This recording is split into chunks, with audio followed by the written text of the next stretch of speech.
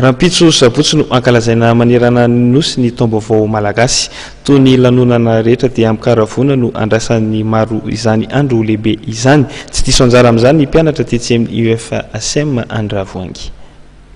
Manomboka mianaka maneraka ny sekoly maro eto amin'ny nosy ny fanomezana lanja ny ari-kolontsaina nentim-paharazana malagasy ankehitriny.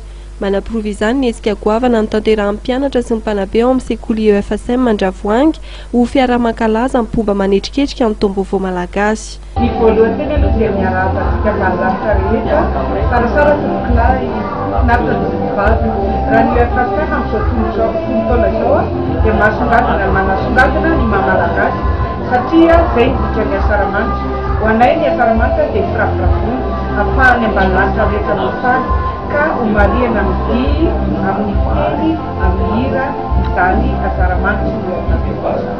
Nasongadina teto ny tena maha-malagasy ny rety ireo mpianatra sy ny mpanabe tamin'izao fitafy sy fianjaika tena malagasy zao. Nampiny ny dimirindra, ny vakodrazana, ny kabary sy ny lahateny izay tena anisan'ny manamarika amin'ny fomba amam-panao nentim-paharazana.